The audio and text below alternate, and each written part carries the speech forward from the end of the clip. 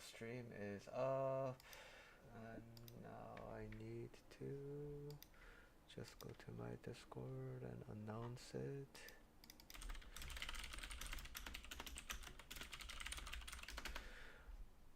Okay, and now gotta set up my chat here like that. Good. And now chat here. Oh, that's also good. All right, so let me verify with my wife that things are okay. Claire, Sounds good. can you go to my YouTube stream and check if everything sounds good? I will give you the link.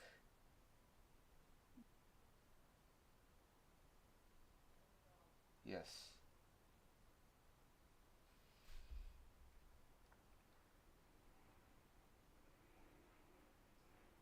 Okay. Let me know when you're in.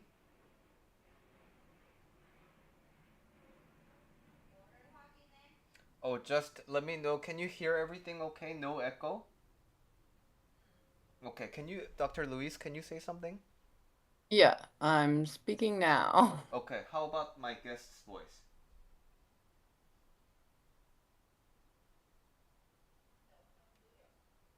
Oh, but you can hear everything fine? Can hear everything fine? Oh, okay. Well, all right. That's okay. Okay. Thank you, Claire. All right. I think we are okay, good to go. Great. All right. I'm pressing the record button now. Hello, everyone. We haven't done a podcast episode in a while, but you're in for a treat today because this podcast episode is a interview with my esteemed colleague and philosopher slash life coach. So many different labels, but I'll let her introduce herself. We have Dr. Louise here. Dr. Louise, can you please introduce yourself super quick? Sure. So I'm Dr. Louise. I have a PhD in philosophy, and my areas of specialization are Buddhist philosophy and philosophy of mind. And today I run a philosophical counseling practice where I help people use the tools of philosophy to help their everyday lives. Awesome. That is so like right off the bat I think something that's super cool is I dabble in philosophy but as kind of a more of a supplemental tool to guide my coaching work because so when I give people a coaching, they more or less want like some basis for it, right? One of the comments that I get on YouTube quite frequently is like, well, that's your opinion. And I find that having some philosophical basis on things is helps, right? But for you, you run a counseling or like basically similar to a coaching business, but where philosophy is at the center. Could you like quickly give us an overview how that process really works? Yeah, so what it looks like is, I talk to someone for a while about whatever challenges they're experiencing in their life, and I work with them to pull out what like underlying core questions are really at the center of the things that they're struggling with. And once we have those questions, we turn to philosophy to see how, philosophers both from the West and from the East might try to approach handling those questions. And we pick and choose and kind of create our own philosophical foundation for how my clients want to try to answer those questions for themselves. I see. So it's not just based on Buddhist philosophy. It's not just based on continental philosophy, but it's like multiple philosophers have different views on take, and basically your client gets to explore the types of questions that are meaningful to them. Am I understanding more or less correctly? Yeah, that's right.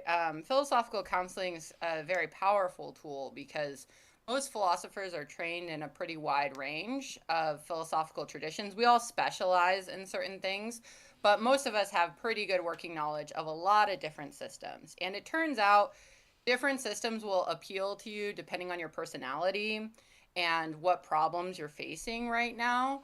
So when you work with a philosophical counselor, you get a tailored experience. We pick and pull from things that we think are going to actually work for you, and you get to dive right in without having to learn a whole bunch of philosophy that's maybe not so cool for you. Mm-mm. Wow. Okay. So now I think this naturally leads us to the question: what drew you into Buddhist philosophy and specifically Tibetan Buddhism?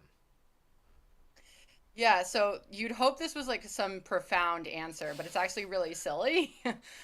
So when I was young, I went to Disney World, Uh huh. and there's a ride there called Expedition Everest, and it's themed to Mount Everest. And so there's like Himalayan stuff, including Tibetan prayer flags. And so I kind of, that happened to me when I was young. I filed it away. But then when I was in college, I saw a picture of Tibetan Buddhist prayer flags like hanging up in the mountains. And I was thinking, I want to study abroad. I want to try something different. And I saw that picture and I was like, I want to go wherever that is. And so I ended up going to Nepal that summer, and I studied at a Tibetan Buddhist monastery, and I completely fell in love with Buddhism and with Tibetan Buddhism in particular. And I never stopped studying it since then. That is very unexpected, but absolutely love it. To be completely honest with you, like, I've been a computer scientist for like, the past decade or so, right? I mean, I haven't been a coach for long. My primary occupation is like software engineering, and people ask me like, "Oh, were you really drawn to like software engineering?" I'm like, "No, I was sophomore." And I didn't know what to do, so I looked at like I googled salaries, and then I just picked the highest one. And so um, that's led me to this really long road with software engineering, and it just is such a good example of how you can try your best to guesstimate your life, but you never know like what pathway will lead into another. Okay, well, how was visiting Nepal like in terms of traveling, like philosophy aside? I always wonder how that experience is. Yeah, it was a little overwhelming at first. So I was using like a study abroad company, but I was going by myself. So there was a contact person who was supposed to be there once I got into Kathmandu, and I did connect with that person. But they weren't terribly helpful, it turned out. So I really ended up depending a lot on the people at the monastery I was studying at. So like it was a program where there were monks and lay people there, and there were also a few nuns, but it was mostly monks. And they were all working on translating some of their texts into both English and Chinese. And the idea was there were sometimes classes in Mandarin and there were classes in English, and the monks were supposed to talk to the people who came who were native speakers. And so we were trying to have this conversation where like the Westerners for English could like ask questions of the monks and the nuns, and they would get the language practice and we would get the knowledge, hopefully. So it's like a um, win-win trade where it's like one side gets the language and the other gets awakening. Yeah, that was the goal. I'm not sure I got awakening studying there, but I definitely found out that there's a lot of philosophy in Buddhism, which I didn't learn from my studies as an undergrad. So I discovered a lot of gems there, but enlightenment, I'm not so sure. All right. Well, I think part of my personal curiosity comes from like the. I mean, you're from the United States, am I correct? Hmm. Yeah, and That's going right. from kind of a first world country to like this, it's kind of a hardcore shift, right? Going into a very underdeveloped, relatively, and unexplored region of the world, going into kind of like completely different kind of a world where all the conveniences that you might be used to are just not there, and the whole concept isn't there. It's not just that it's not available. It just, as a concept, the things that you might be used to might not exist. So I was wondering if there's like some shock or like adjustment that were particularly memorable to you in terms of like transitioning from the typical kind of American college student's mind to like, oh my god, I'm like actually here now. Yeah, I mean, I think I was really hit by that the first time I went on like the main roads in Kathmandu, because they're very busy, especially like the ring road, which goes around the city. It's a lot of cars by itself. Then there's a lot of motorcycles. Then there are also cows and Mm. sometimes monkeys and often like chickens. And all of these beings are just coexisting and everyone seems to know what to do. And I was like, this is complete chaos. Like how do these people do this? That's Yeah. One of the other things that I heard was, I heard this from a Korean person who was trying to, to go to the Everest or whatever. Like, the lodging. Well, I guess you stayed at the monastery, so this might not have been a big problem for you. But like in terms of the sanitation and everything, like the standards are so different. So I heard a lot of Korean people complain about that. Yeah, there's definitely a different sensibility about like a lot of like how clean we keep things, at least here in the States, and what's normal in Nepal. I think that, it's kind of par for the course, I think, in developing countries, because I mean, I think a lot of people still were used to times when you didn't have running water and these sorts of things. So, you know, I guess those sensibilities change over time, but there was a lot of friction actually between the monastics and when they would go back to their families, Mm. especially the folks that were Nepalese. So some of the monastics were Nepalese, and some of them were Tibetan. Tibetans in general are closer, at least to American standards of cleanliness, like in general. But in Nepal, that's not as common. And then the Tibetans living in Nepal in exile, right? There's a full range there. Mm. So there was the monastery was super clean, like aggressively clean. And part of that was like it was a group project, right? Like everyone pitched in to help make everything, squeaky clean. Mm. And so when a lot of the monastics would go back to their families and those were not the standards, they would, that they didn't love that part of visiting their families. Oh, that's wild that even inside of that like community they have those experiences. Okay. Well, now I sort of touching more onto the cultural aspect of it. So, an analogy I heard about different parts of Buddhism is that Buddha's teachings obviously are like the Dharma, and they are like transliterated into like law in Korean. But so if that is like the water or tea, then the culture in which that law is expressed is like the vessel. So some cultures will have tea in a bowl, some will have it in a bucket, some will have it in a teacup, and so on, or a shot glass or whatever. So the Korean Buddhism, even if it's the same Mahayana, will be different from Chinese because it's culturally different. And Japanese, like Zen Buddhism, might be different from Korean Sun Buddhism, although it's pretty much the same thing philosophically in terms of the Dharma. But culturally, it's gonna be different. So I'm wondering, I'm curious to hear about your experience about the cultural aspects of the Tibetan Buddhism specifically. Yeah, so Tibetan Buddhism evolved at a time when the dominant tradition in Tibet it's called Bon. It's like Bon with two dots over the O. Mm-hmm. Um, and that tradition was basically swallowed up by Buddhism, but it was, all of the teachings of the Buddha and everything kind of had to adapt to a landscape in Tibet where people were used to burn.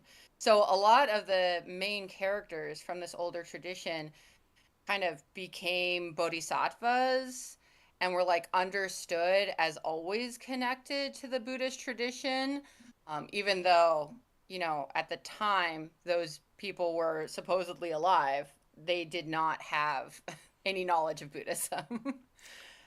So there's a lot of like reinterpretation going on there. But I think, one of the things that's really interesting to me about Tibetan Buddhism is like the vibes of it really make a lot of sense when you think of like the Himalayas. Mm. And, one of the core tenets, this is true for all Buddhism, but the kind of Buddhism for Tibet really emphasizes this concept of emptiness. Mm. And I feel like it makes so much sense to be talking about the concept of emptiness when you're sitting in the vastness of space at, where the oxygen is thinner, up really high in these mountains. Like, I feel like even the physical environment really influenced what was important in Tibet's version of Buddhism. So the same concept of sunyata is like in the Indian sense, like you look at the chaos of like all these people and the war and all these different caste systems, and throughout in that amidst of like kind of maximalism you find the void there. But whereas in Tibet you like the nature, it helps you understand, hey, guess what, like this is sunyata. Am I understanding that more or less correctly? Yeah, yeah, it gets a little even more complex in Tibetan stuff because the phrase that's common in Tibetan Buddhism, courtesy of Nagarjuna, is that everything is empty and even emptiness is empty. Mm-hmm. So Mm-hmm. there's like a meta level of emptiness that's really emphasized in the Tibetan tradition. And I think, it makes it, I don't know, for me it makes sense that that's where the difference would be in the chaos in the city, where everything is super dense. You get that this is emptiness, but then when it's peaceful and calm, you get that extra layer of Mm. emptiness on top. Yeah, because I think in the Heart Sutra, a lot of the emphasis is on the fact. A lot of emphasis is on the fact that rupa is sunyata, right? Like so, like existence is void, and all the five skandhas that follow rupa, like that is like the core, one of the core like aspects of the Heart Sutra. But like to take that to another level and be like sunyata is also sunyata. It's like yeah, I get that, and about reinventing, kind of like reinterpreting the historical figures, if I'm to wildly generalize that, it's like basically Americans having American Buddhism and practically reinventing the character of George Washington as a bodhisattva or something like that, right? Yeah, yeah, it's got that same energy. Okay. Under- Understandable. um Based on my readings, Tibetan Buddhism, while it's sort of a thing of its own, it is closer in proximity to Mahayana compared to Theravada. And what is kind of the in the day of the monk? How much of it is spent interacting with the like non bodhisattvas, trying to get them to that grand cart, versus time spent in personal contemplations and meditations and personal seeking of nirvana. Yeah, so it depends on which monastics you're talking about. Mm. So, at least for Tibetan Buddhism, being a monastic involves choosing which vows to take. So, there are some basic vows everybody has to take that are like don't kill, people don't steal, sometimes don't drink alcohol is on that list.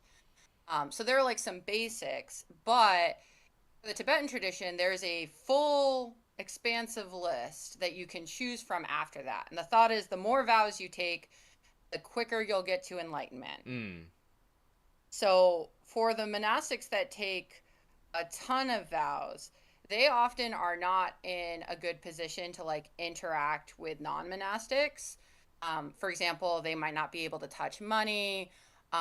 Men might not be able to be around women by themselves, right? It always has to be like with a group. There's some like logistical challenges for those folks.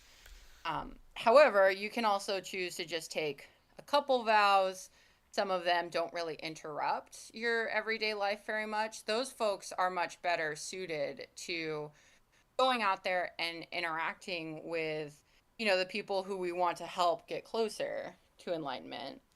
I think in general, in the Tibetan tradition, there isn't a ton of emphasis for monastics to be out really engaging the non-monastics, but instead there's a ton of cultural things that are expected of people Hmm. within Tibet that causes the lay people to come and interact with the monastics. I see. So it's sort of built in that people come and they're supposed to receive teachings and these sorts of things, but there's also the thought that like it's okay if you don't really understand the teachings, just hearing them is good for you.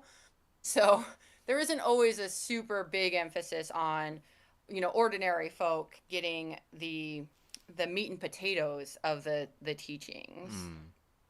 So in terms of like the strictness of adhering to things, and it's almost like Theravada in that vein of like really like adhering to no, this is the way to live, and you kind of get the hey, let's all reach enlightenment and let's all write that grand cart of the Mahayana together. That's more ingrained in how the culture interacts and society is kind of woven into Tibet by default.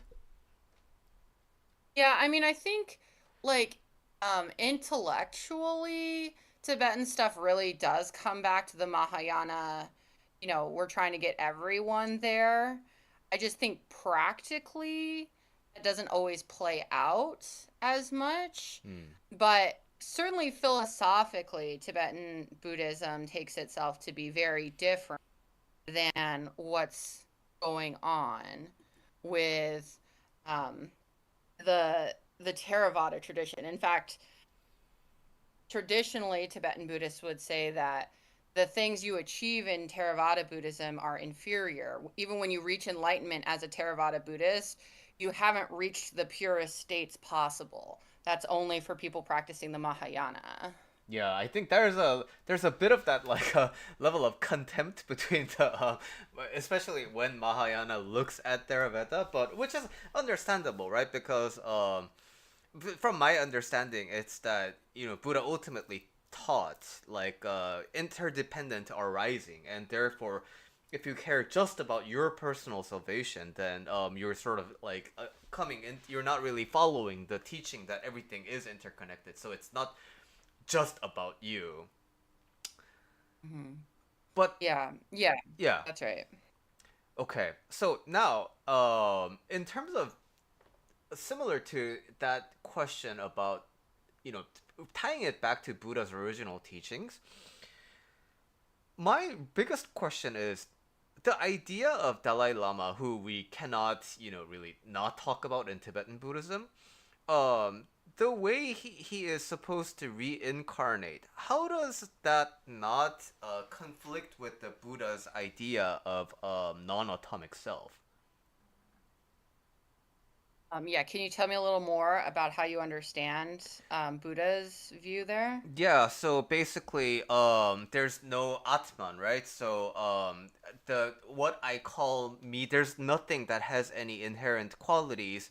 So when I look at me, I'm composed of my, psychological part, my physical part, and all that. But when I look at my biology more, I'm composed of arms and legs and torso. So I can say, oh, I am my torso. But then when I look even deeper, my torso is composed of things. And then when I look at that thing, there's always more things inside. And then when I look at that thing, there's more things inside. And so there's nothing to call a thing. We just name it thing because like of how it interacts with things. So we may think that something that I'm holding up is like, okay, I'm holding up a checkbook, but like there's nothing to call a checkbook. We just call it checkbook. That's sort of very Heart Sutra y level of like understanding of there's nothing to call that. And from my understanding, this concept was revolutionary back in India during Buddha's time because the pure,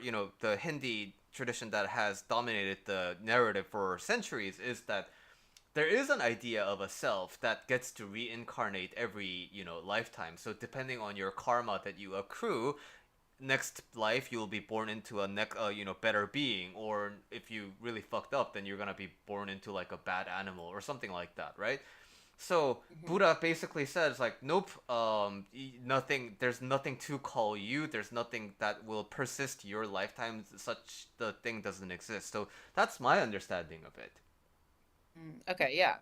So, some of this has to do with kind of like how does reincarnation work if there is no self? Mm-hmm. That's like a different way to say the same question. So, the thought is that when you're born, the five skandhas, so the five elements of what makes the apparent self, through a variety of different karmic sources.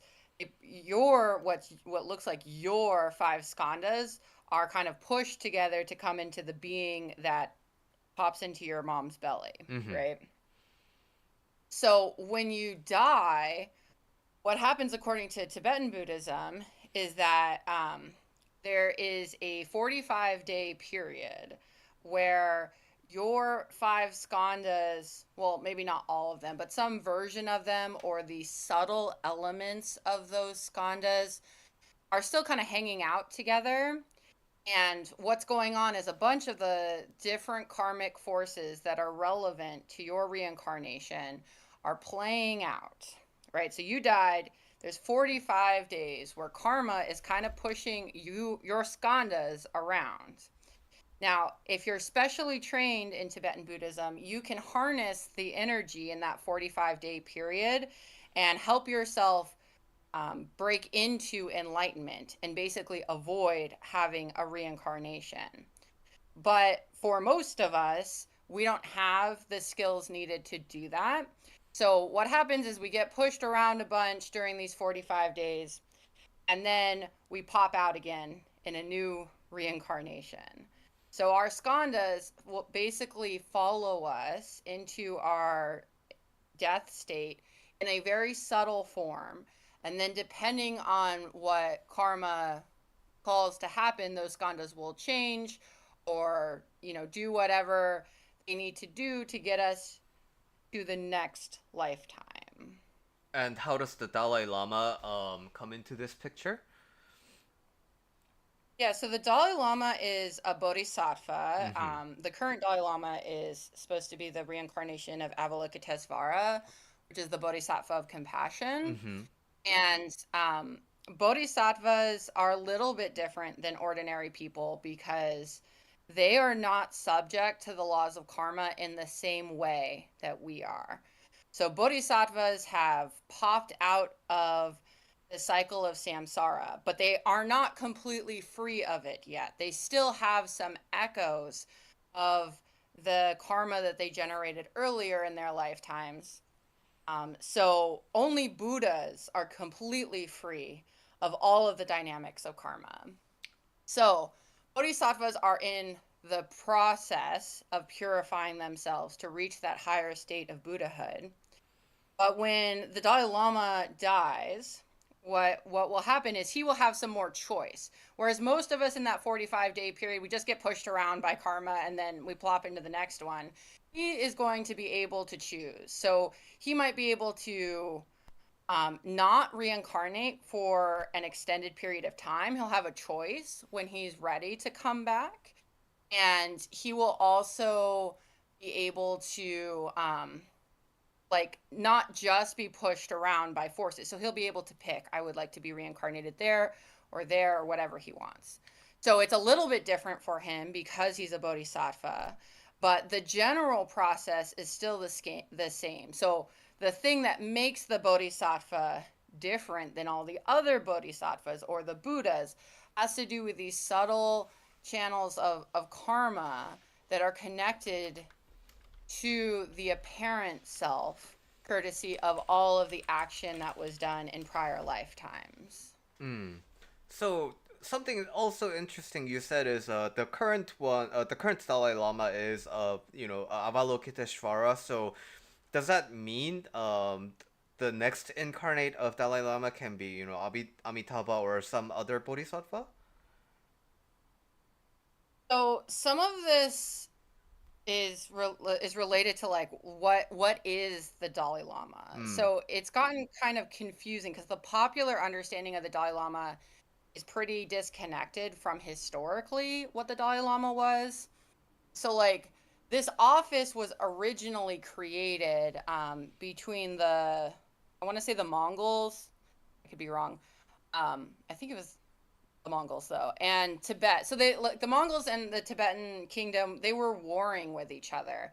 And like they kept fighting and they were trying to come up with a way to get peace between the two of them. So the an official office was created for the Tibetan's Dalai Lama to go and represent Tibet in Mongolian political affairs. Mm, So it was literally a political thing at the beginning. Over time, Tibetans collectively decided that they didn't want the Dalai Lama to have political power anymore. And today, the Dalai Lama is more of a figurehead of the Tibetan people rather than somebody wielding real political power or making substantial choices for the Tibetan people.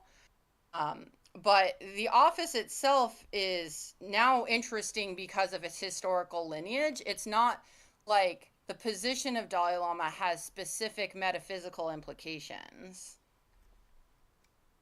I see. Okay. So it's a the position of the Dalai Lama is very multifaceted. It has political implication, like realistic implication in terms of like society's a figurehead, and also like some religious aspects to it. But I mean, needless to say, he will be very, very, very, very deep in understanding of the Buddha's teachings.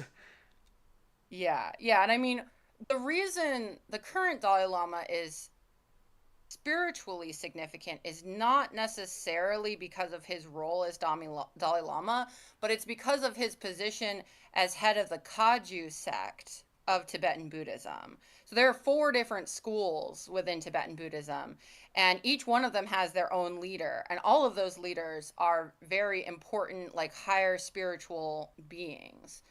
So your question might be, what about the next Kaju, or sorry, the next Galupa leader, right, to replace the Dalai Lama? Or your question might be about the office of Dalai Lama. Hmm. But the office of Dalai Lama is actually the less interesting question, I think. Hmm. All right, I'm learning so much. Okay. Well, I know that in other areas of Mahayana Buddhism, every country has like sutra that is kind of critical to that culture. So I know that based on my readings, I know that Avatamsaka Sutra is the one that has impacted Korean Buddhism the most, and the Lotus Sutra is culturally the most significant one in Japanese. And so, in terms of like sutras and the holy texts, what's like the defining kind of sutra for the Tibetan Buddhism experience? Yeah, that's a good question. Um, you're going to get different answers from different Tibetans, though, I think. So, one of the defining characteristics of Tibetan Buddhism is that it's a scholastic tradition. Mm-hmm. So, what this means is like we read the root text, right, which is going to be like the sutra, like you could look at the Heart Sutra as an example. Then we write some commentary about that sutra. And then the next guy writes some commentary on that commentary. And then the next guy writes some commentary on that commentary of the original commentary, Understandable. right? And so that's a scholastic tradition. That was also happening in the Middle Ages in the West. There's a lot of parallels there. So what ends up happening is certain scholars become more important rather than specific sutras I see.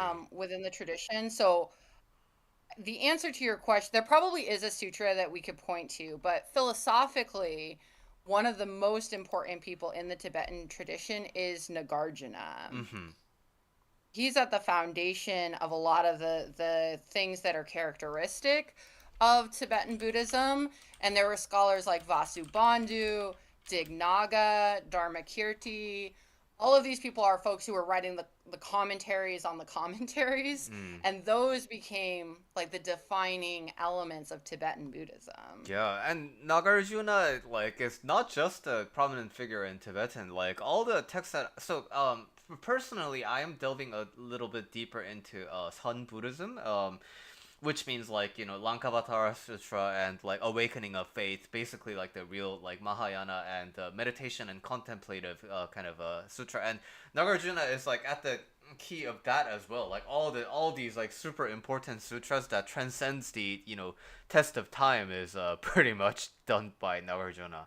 Okay, but I Yeah, I mean, I think, you know, one thing that's important to understand is like Tibetan as a language didn't exist in a written form until some scholars from Tibet went and studied with Nagarjuna and wanted to find a way to write Sanskrit in their native language. mm, So the connection with Tibetan stuff is really, really close with Nagarjuna, more than other traditions, even though, of course, all traditions talk about Nagarjuna. Um, Tibetan as a language, which we're talking about classical Tibetan, it's not the same as spoken Tibetan today. mm-hmm. It's all so intimately connected to Sanskrit and specifically Nagarjuna's work. So Tibetans take themselves to be much closer to Nagarjuna than other traditions that do talk about him. That makes complete sense. And based on my quick research right now, Tibetan is also spoken in Bhutan. So I'm assuming Tibetan Buddhism is also prominent in Bhutan. Yes, it's a so right. The Tibetan community lives in exile now. Mm-hmm. So, part of the reason Tibetan is spoken in Bhutan is because they're like Tibetans moved there when they had to escape from the Chinese invasion in the 50s. All right. Well, now to switch gears into the kind of the meditative practices. So I think a big part of Buddhism that I'm focusing a lot on these days is like the practice, right? Basically, the fourth noble truth when it comes to the four noble truths, right? Like suffering, identification of suffering, and then the finding what the attachment is, and then the removal, and then the practice of maintaining that state. And in Korean Mahayana Buddhism, bowing is a big feature, and of course, because of Han Buddhism and Zen Buddhism, meditation is also a big part of the practice. And from my understanding, the Tibetan Buddhism has the prayer of the Om Mani Padme Hum, and from my understanding, they repeat this like a bunch of times, like 10,000 times or somewhere along those lines. So I'm wondering if you can share a little bit about how when you are a practitioner of the Tibetan Buddhism, like what counts as practice. Yeah, that's a good question. Um, well, there's lots of different things that you can do, and I this is true in the Tibetan tradition, although I imagine it's true across the board in the Buddhist world. Um, Part of what defines something as practice is your intention Hmm. behind the action. So if you are doing the dishes, that can be part of your Buddhist practice if you are actively, intending to be mindful and, maybe to use that time to reflect on the Dharma or something like that. Hmm.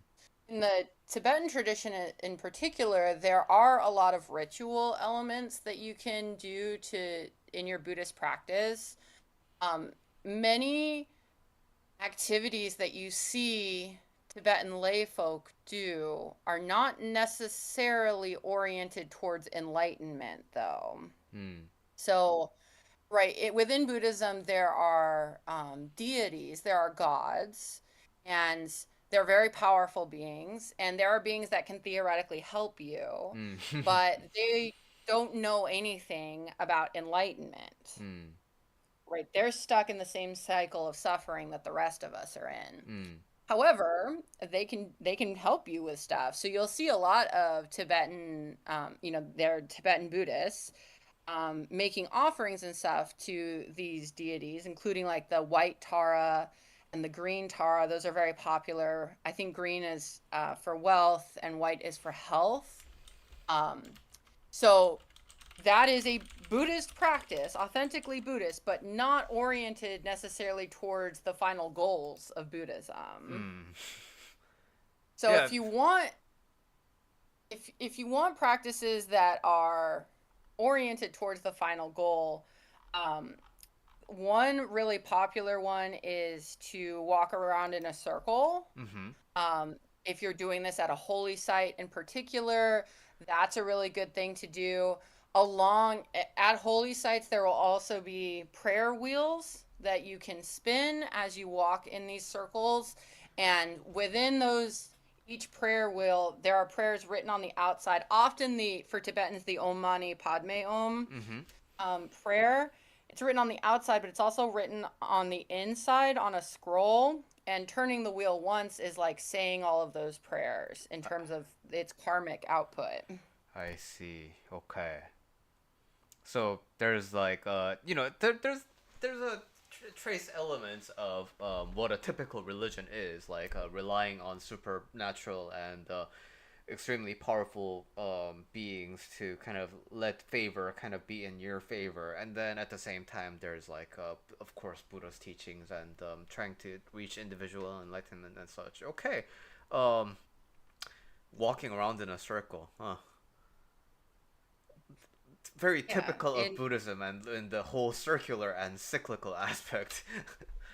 yes, there's a lot of circles. Mm. The holy sites often are kind of, they're circular too. So like there's circles on circles on circles. Yeah. Um, but it's very, I mean, it's actually quite therapeutic. I personally do walking meditation a lot, and I Mm-hmm. just walk in circles around my backyard. Like I've actually like walked down a path in my grass so you can tell where I'm walking all of the time. And like I think it's a really useful meditative tool because you just don't have to think at all about where you're going. Mm. Is Tibetan Buddhism, I mean, can it be found accessibly outside of Tibet and the, surrounding Nepal, like Everest regions? Yeah, I mean there's a lot. I mean Tibetan Buddhism is one of the most popular forms of Buddhism outside of Asia. I think Zen Buddhism is its main competitor, Hmm. right? Which Zen and Tibetan are kind of on opposite ends of in their approach to a lot of different ideas in Buddhism. But you definitely can find, I mean, anywhere where Tibetans live in exile, you find Tibetan Buddhism for sure. Yeah. That whole exile situation really defines the landscape, huh? Yeah, definitely. And I mean, a lot of the reasons the Tibetans that chose to leave Tibet or were able to leave Tibet, like a lot of it was because they wanted to practice their religion. Hmm. It's not permissible to practice Tibetan Buddhism within Tibet the way that Tibetans want to. Officially, they are allowed to practice in a very specific way, but it's very controlled, and they're not allowed to even so much as have a picture of the Dalai Lama. You can be jailed for that, and it's very restrictive there. So part of the motivation to leave the area was because they wanted to be able to do their Buddhist stuff. So do the Chinese government, do they want you to follow the Chinese Mahayana traditions? Well, the Chinese government, it depends on how communist they're feeling. Oh. When they're feeling very communist, they don't want any religion. When uh, they're feeling less communist, they want the kind of religion that the state approves of. I Um, see. so today they're a little bit less communist. So Mm-hmm. there is kind of a state approved version of the Dalai Lama, but most Tibetan people who are able to speak freely do not think well of that individual and see them more as a mouthpiece for the Chinese government. So it's complicated and it's changed over time, but it's still pretty common that if you are engaged in traditional Tibetan Buddhist practices in Tibet, you are very likely to get in trouble with the government. Tragic, but understandable. Mhm. And now, like, sort of relating this back into your practice, are there any like memorable moments where you were like, "Wow, like Tibetan Buddhism really helped here," or like specifically Tibetan Buddhism? Yeah, I mean, the thing that, I've spent a lot of time with is the concept of no self, Mm-hmm. right? And the way Tibetans talk about the possibility of reincarnation, even though you have a view of no self, that's actually something that I do think has personally helped me, Mm. um, because I have always liked the idea of reincarnation, but I don't always like the soul picture of reality, right? Where each of us has a soul, and that soul, goes on to heaven, or in some versions, it goes into another body in your next lifetime. I never really liked that because I felt like, oh, I'm just going to carry the trauma of all those past lifetimes, like Mm-hmm. all of the time. I've like quadrupled my life baggage. Mm-hmm. So that plays out a little bit in the Tibetan space with karma, but the thing is, karma is really, really subtle. It's very complex. So it's not as simple as, well, you were a jerk to that one guy 300 years ago, so now you're suffering today for this reason, right? Like, it's much more complex than that. So I think that complexity combined with, you don't need to think that your soul, your self inherently exists. Mm. You can have this picture of the self where you don't need to take it as seriously, Mm. and there can still be reincarnation. Those things combined really have helped me like be a lot less stressed when I make mistakes, Mm. or when I'm, trying to make a difficult ethical decision. Like, I can kind of step back and be like, it's okay if I get it wrong. I'm going to have another lifetime. I can try again. Like, eventually we'll get there. Yeah, yeah. Oh, that is very comforting. The way you explain it. Yeah. Okay, well, I mean, I feel like I just learned so much, and I'm just trying to digest all of it. But it's always nice to talk like really deep Buddhism with people, because I think Buddhism is kind of like the key, discovery of my life. I call it my end destination. I have nowhere else to go now, and but it's so profound and complex, and yet it's so simple, and it's so easy to understand, yet it's so misunderstood. Like what you said about karma, right? Like people think like eye for an eye, tooth for a tooth, but karma is so much more nuanced than that. But at the same time, like karma's so simple if you really think about it, it's just a accumulating, and it's just a kind of self-reinforcing cycle of like basically everything. And thank you so much for like offering all your wisdom to me today. And how do people find you if they want to experience some philosophical counseling? Yeah. So the main place I hang out is on Instagram. Hmm. And over there, I'm at Empowerment Through Thought. You can also find my website. It's empowermentthroughthought.com. Hmm. So you can find me in both places. And I love talking about Buddhism. I also often work with like Stoic philosophy and existential philosophy. And it's a wonderful thing to give people ideas that can actually help soothe the challenges that they're facing. Yeah, and people say philosophy majors can't do anything, but like I mean, without the arts and without like studies of the humanities like this, then to be completely honest, we're just gonna be capitalist machines living in misery, right? Yeah, yeah, it's not a good look to get rid of Mm-hmm. these things. Yeah. Well, again, thank you so much. Any parting words for the audience here today?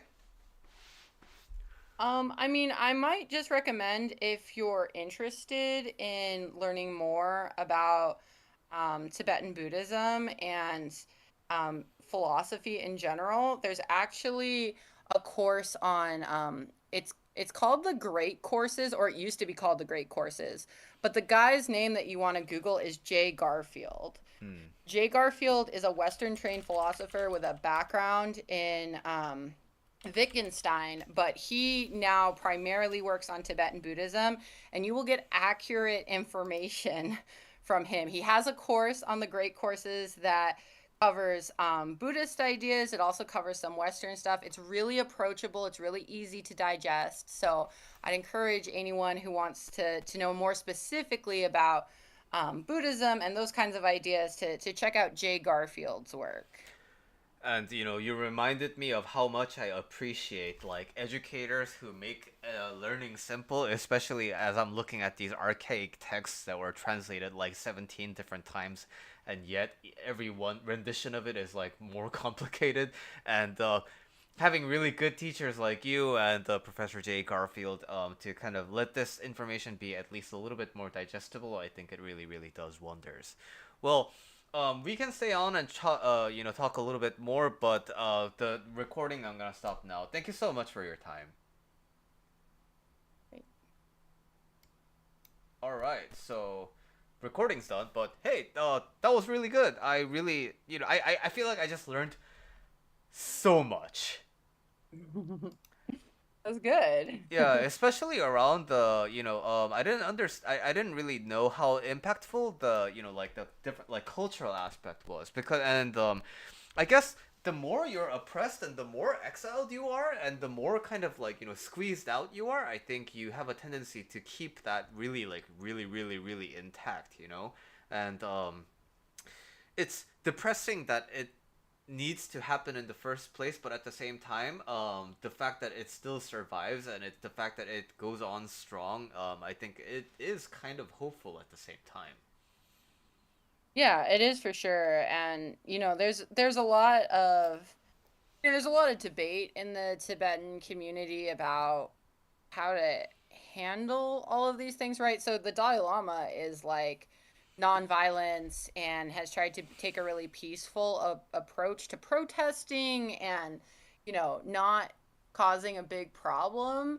And that's a very Buddhist thing to do. Like that definitely makes sense. And Mm-hmm. at the same time, there's a long history in Tibet of Buddhists being violent. Mm-hmm. In part because it's justified if you're doing so in order to protect the Dharma. And you might argue that the Chinese government is a very substantial threat to especially the Tibetan Buddhist version. Mm-hmm. The monks that I was studying with who are um, sorry, they are translating these texts. Part of the reason that they are doing that is because when the Chinese invaded, they actually destroyed a bunch of the texts from that lineage in Tibetan Buddhism. So I was studying with Sakya monastics, which is different than the Galupa. It's different than the Dalai Lama's tradition. Mm-hmm. Um, each lineage has different like core texts, and a bunch of it had gotten destroyed, and some of it had gotten destroyed fairly recently when I had gone. So they were working with like a lot of urgency to get the texts into languages other than Tibetan so that it could be preserved and studied so they weren't so vulnerable to the whims of the Chinese government. Oh, I'm. Ugh. It's just yeah, it's very yeah, that really sucks. And but hey, this must also be void, right? I'm gonna try Mhm. to look at it with a Tibetan mountain landscape lens. Yeah. Yeah, it's interesting. It's interesting to see how Buddhism adapts to that kind of environment where it's really antagonistic because Buddhism's really good at just working itself in as like a background option in contexts where other religions dominate. Hmm. And But maybe, can't do that when, the people in charge have guns and keep burning your books. ja. All right. So, Okay, well, I'll let you go have your evening. It's getting late. Thank you so much for participating again. yeah, of course, I enjoyed it. All right, talk to you Thanks. again. All right, bye-bye. Bye. Cool. Um, All right, that was the podcast episode for today, and well, I learned so much. I always enjoy learning new stuff. It's so interesting. Um, One update I have for all of you is that we may have found the family for my recent dog addition to my house. So we don't we found the online posting that looks really similar to the dog that we have, and the dog's been lost for like 1 or 2 weeks, like 10 days or something. So